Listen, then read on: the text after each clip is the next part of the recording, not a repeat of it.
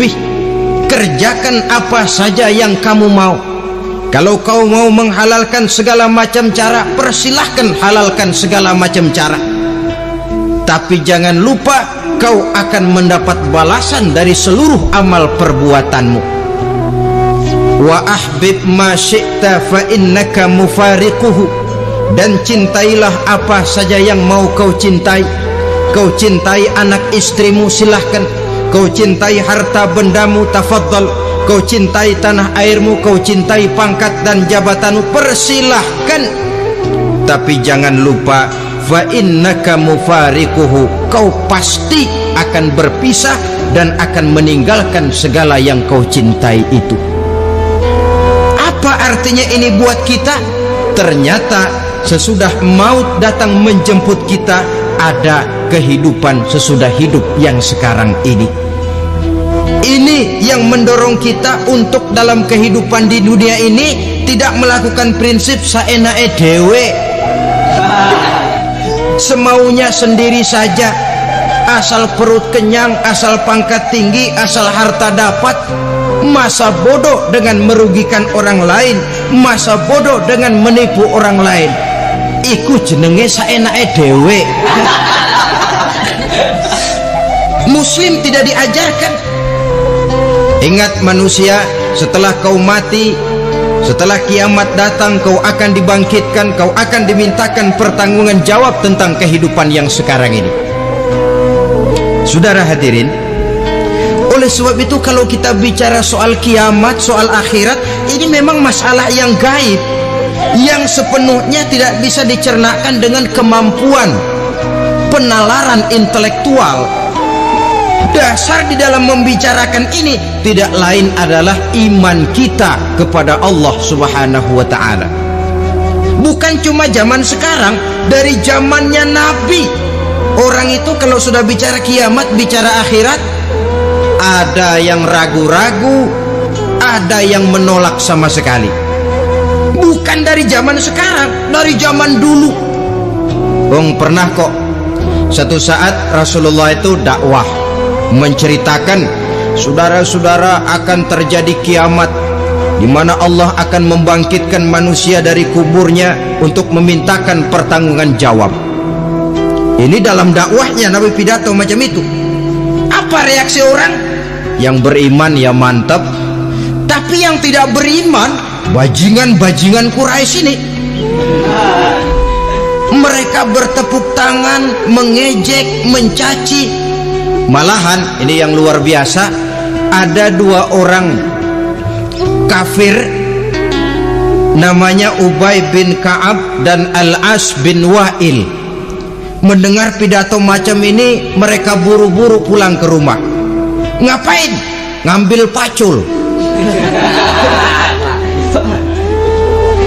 Lalu berangkat nyari kuburan tua.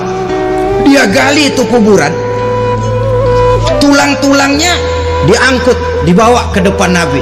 Ya Muhammad, tulang-tulang yang udah hancur begini, siapa yang bisa ngidupin lagi?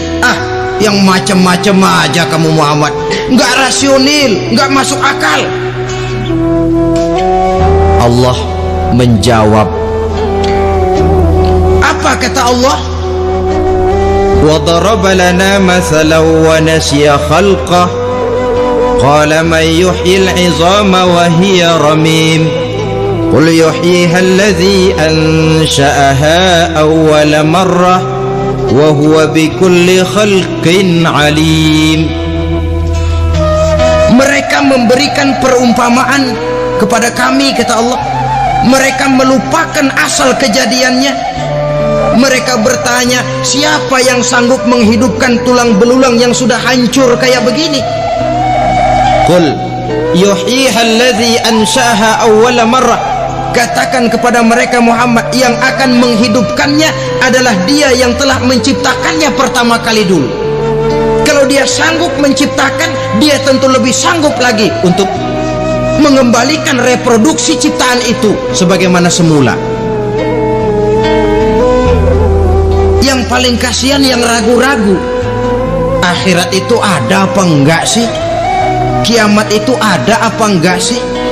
Lantaran ragu-ragu, terombang-ambing dia antara harapan dan putus asa, antara kenyataan dan idealisme. Ada yang buta sama sekali 100% terhadap keadaan-keadaan sesudah mati. Perhatian mereka hanya tercurah kepada kehidupan sebelum mati.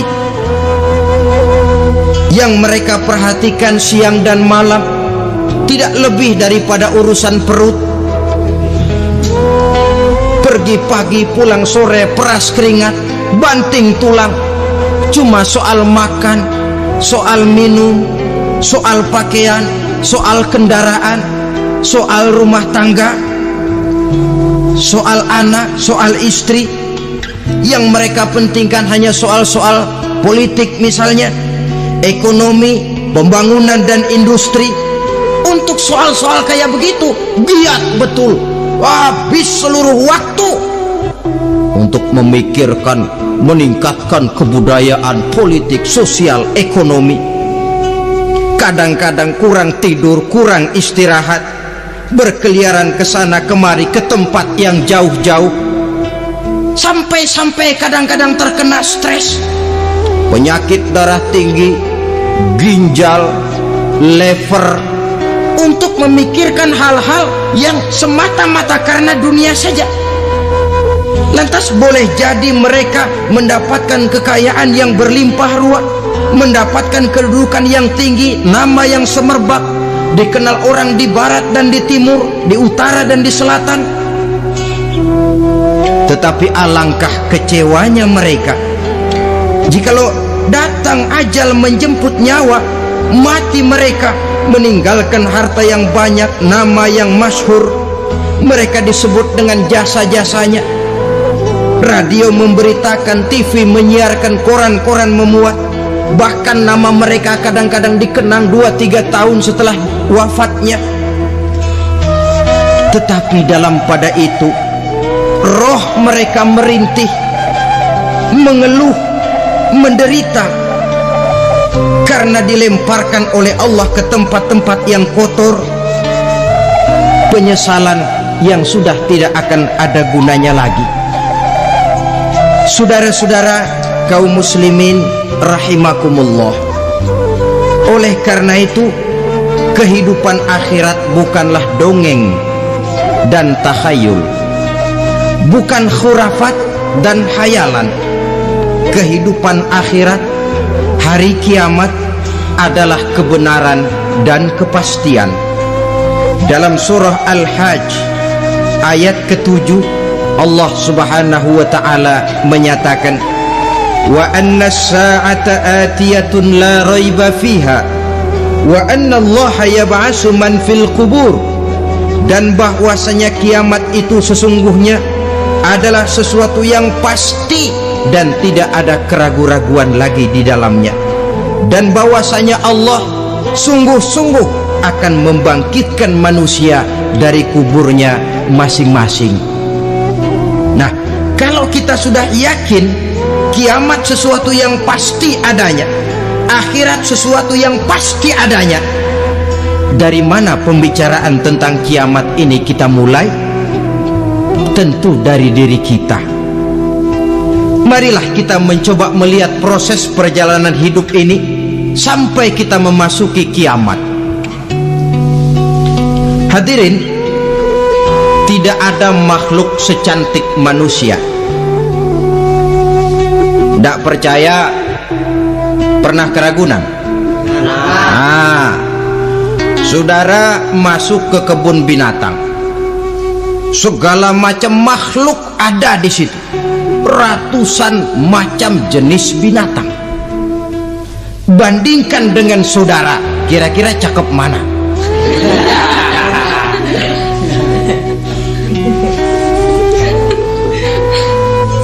Dari seluruh makhluk yang diciptakan Allah itu, manusia fi ahsani taqwim, dalam bentuk yang paling sempurna, sejak susunan biologis sampai kemampuan berpikir.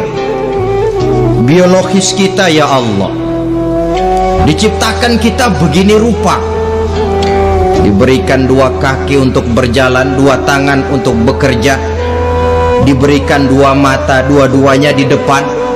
Pernah saudara mikir kalau mata kita yang satu di depan, yang satu di belakang?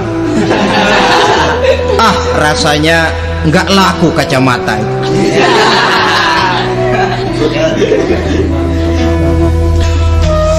Diberikan hidung dengan 2 lubang, tahu betul Allah ke bawah lagi lubangnya. Coba pikir kalau lubang hidung kita menghadap ke atas. Aduh, kalau musim hujan repot jagain hidung. Laqad khalaqnal insana fi ahsani taqwim. Sungguh telah kami ciptakan manusia dalam bentuk kejadian yang paling sempurna ketimbang makhluk-makhluk Allah lainnya. Nah, kesempurnaan manusia ini oleh karena hidupnya terdiri dari 2 unsur pokok. Pertama unsur jasmani dan kedua unsur rohani, jasad dan roh. Jasad yang terlihat sekarang ini, potongan saudara yang ngejedok di depan saya ini jasad saudara. Ini yang berasal dari sari mepati makanan yang dimakan oleh bapak ibu kita, lalu hasil kerjasama yang baik antara ibu dengan bapak, terwujudlah kita. Kalimat langsungnya, jasad ini berasal dari tanah yang tadi berubah dari bayi, remaja, dewasa, meningkat hari tua. Yang berubah itu jasmani kita. Kenapa? Karena jasmani itu materi, benda, daya tahannya terbatas. Dia berubah oleh pergeseran masa dan pertukaran waktu. Apa ada orang makin tua makin cakep? Jasmani oleh karena dia materi, dia berubah oleh pergeseran masa dan pertukaran waktu. Nah, yang menyebabkan jasmani itu bergerak karena ada roh di dalamnya. Ini yang menyebabkan kehidupan. Ini yang menjadi sumber kehidupan, pusat kesadaran dan pengertian dalam kehidupan manusia.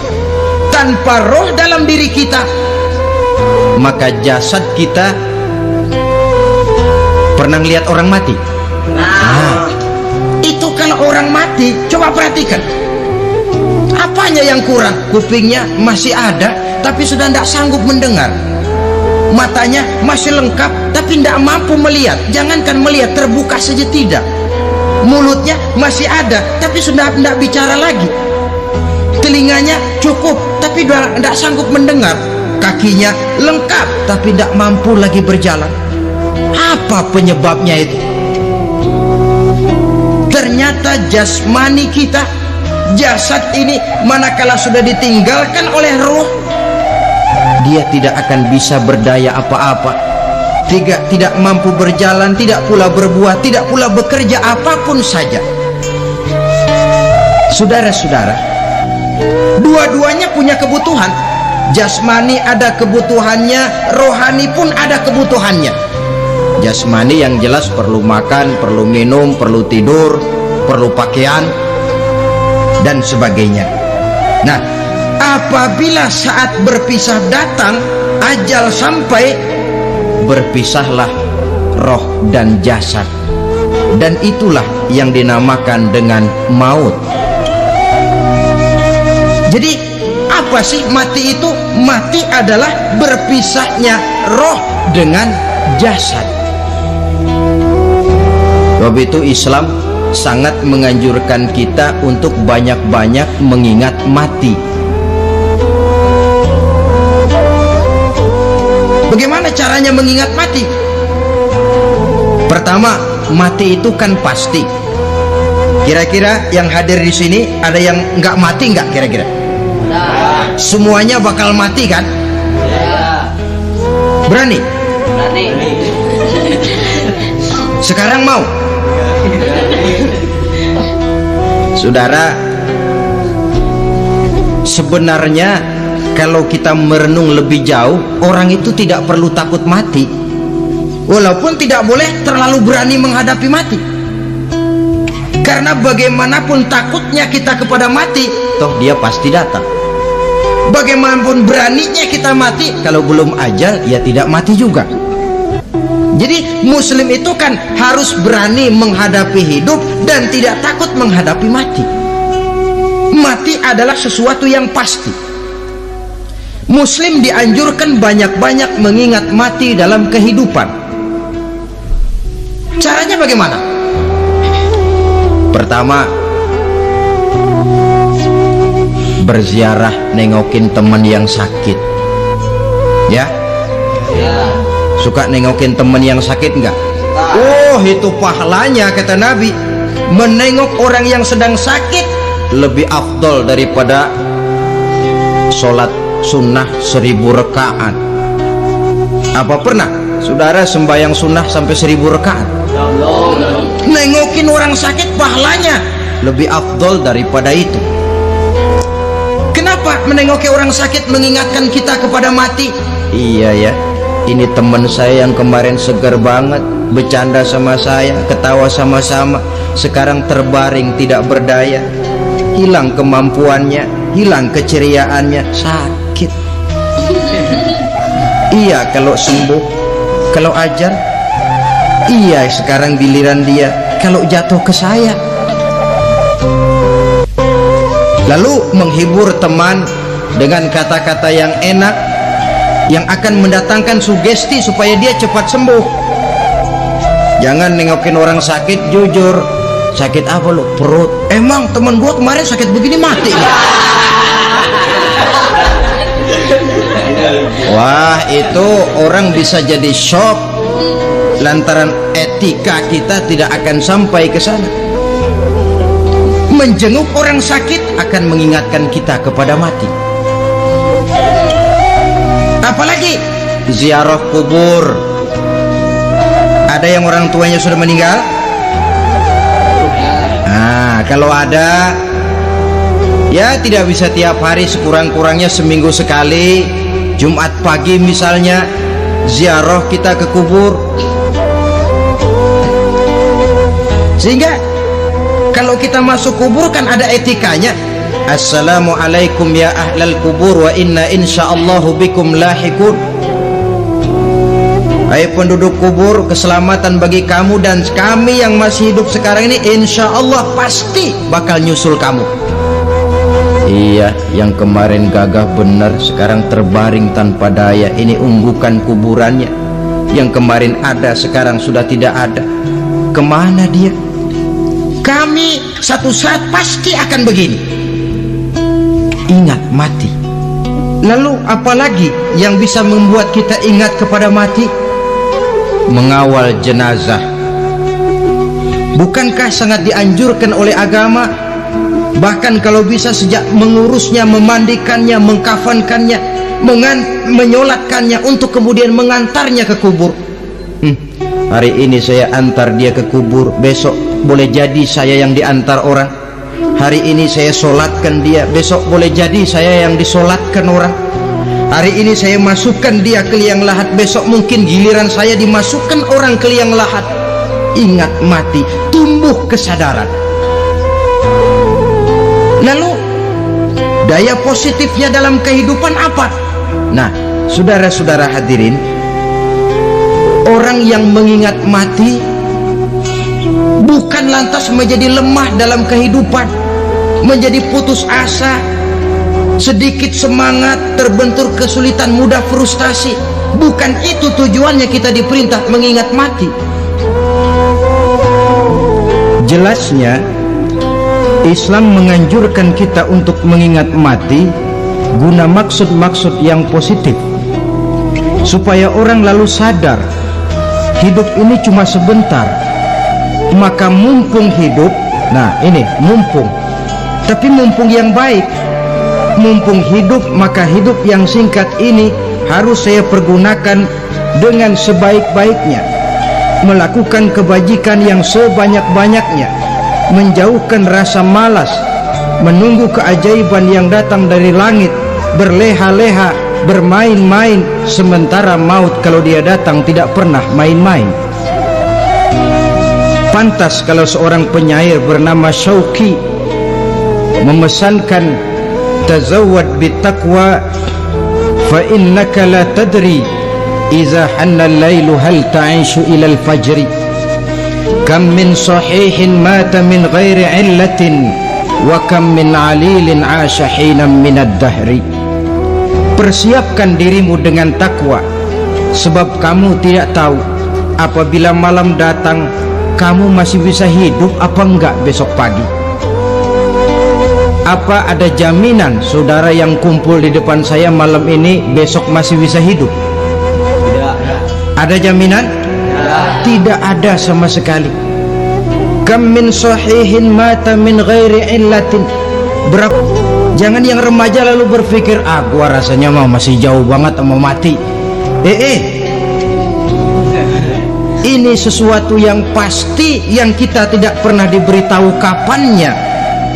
Kalau dikasih tahu kapannya kan kita bisa, umpama malaikat maut datang ke rumah saya, saudara Zainuddin kau mati 80 tahun lagi. Wah, saya kan berhitung, masih lama, poya-poya aja dulu Tapi ini tidak pernah diberitahu kepada kita.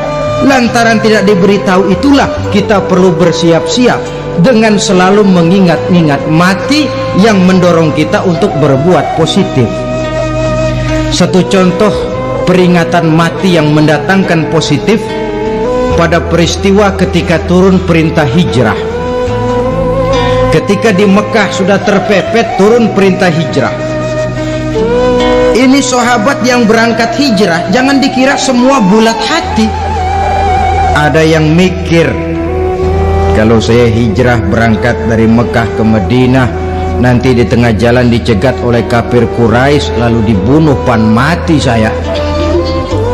Takut mati. Allah peringatkan, kullu nafsin za'iqatul maut. Kamu disuruh hijrah saja takut mati, padahal kamu tahu semua yang hidup bakalan mati. Diam saja di Mekah mati, hijrah ke Madinah pun akan mati. Mendengar ayat ini, Sayyidina Umar bin Khattab seperti dibakar semangatnya. Kalau sebagian sahabat hijrah sembunyi-sembunyi, beliau mau hijrah itu malah bajingan Quraisy dikumpulkan dekat Ka'bah. Pidato, ya ma'syara Quraisy, dedengkot Quraisy, dengerin, besok pagi yang namanya Umar bin Khattab mau hijrah dari Mekah ke Madinah. Siapa yang kepengen kepalanya berpisah dengan badannya, persilahkan cegat Umar di jalanan.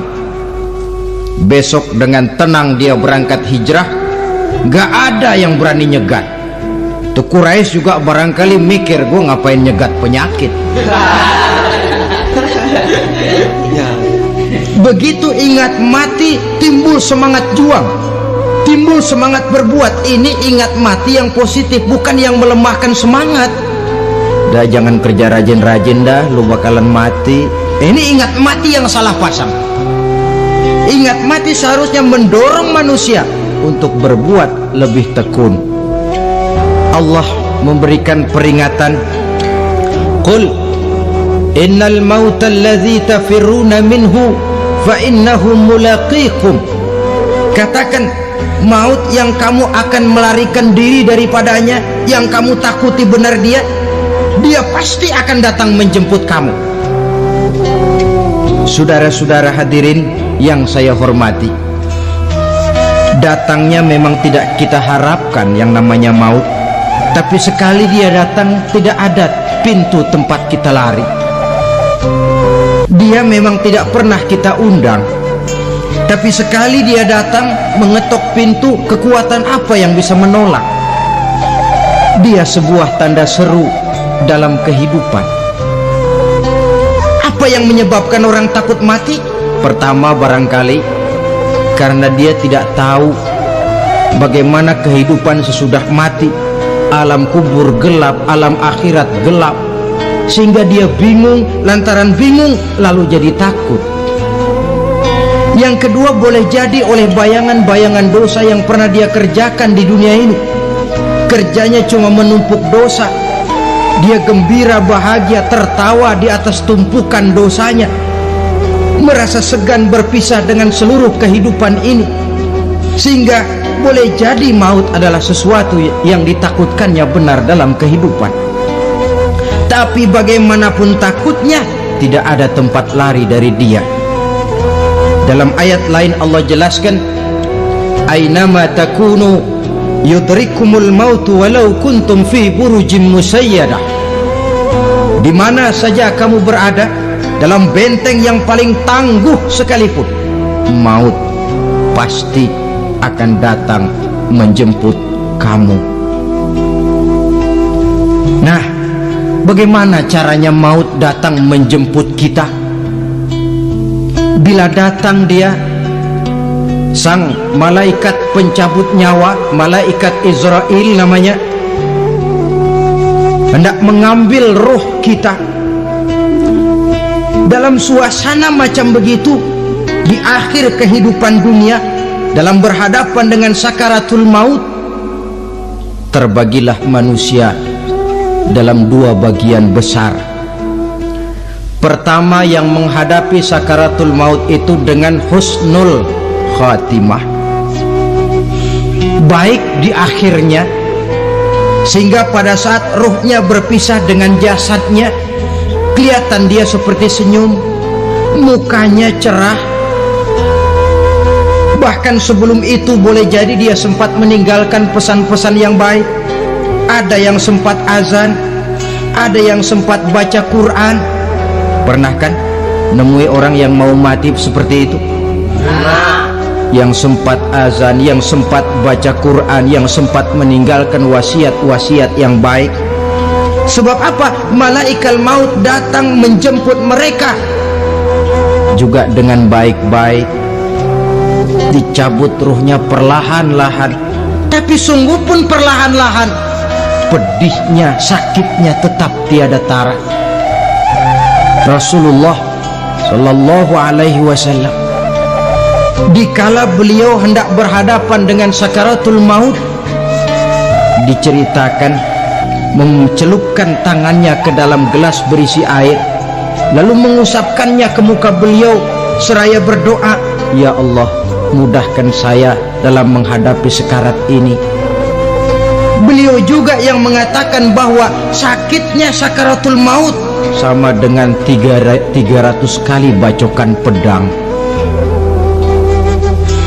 Sehingga kita diajarkan doa. Di antara doa selamat itu kan ada, Allahumma hawwin alaina fi sakaratil, ya Allah, mudahkan saya di dalam menghadapi sakaratul maut itu. Ketika ruh ini keluar dari jasad, mata masih mengikuti ruh itu. Sehingga kadang-kadang ada yang matanya terbelalak dan tidak sempat ditutup, terbuka terus, mengikuti ruh itu keluar dari jasadnya. Adapun golongan kedua, manusia yang ketika berhadapan dengan sakaratul maut mendapatkan su'ul khatimah, jelek di penghabisannya, sekaratnya sudah setengah mati, lalu jelek juga di akhirnya, mati dalam keadaan yang tidak baik, tidak terpuji. Ada yang lagi megang kartu, mati. Ada yang lagi di tempat ngadu ayam, mati. Ada yang lagi di tempat pelacuran, mati. Ada yang lagi megang botol minuman keras, mati. Nih barangkali malaikat maut gemes banget nariknya, lu bajingan, lu tarik terus ya. Mati su'ul khatimah. Makanya bagus itu, kadang-kadang di majelis-majelis taklim kan sering dibaca, ya Allah biha, ya Allah biha, ya Allah bihusnil khatimah. Kan ada itu? Ada enggak? Saudara hadirin, mohon agar oleh Allah kita diberikan husnul khatimah, baik di saat ruh akan berpisah dengan jasad. Ini sesuatu yang pasti. Sang malaikat maut datang menjemput nyawa. Setelah ruh berpisah dari badan, maka tinggallah sang badan, ditangisi oleh semua yang kita tinggalkan, sehingga kepada putrinya Fatimah, ketika malaikat maut datang hendak menjemput baginda Nabi, beliau berkata kepada anaknya, Fatimah, kamu tahu siapa yang datang? Saya tidak tahu, Bapak. Kain putih 3 lembar itu saja lagi. Demi setelah dikafan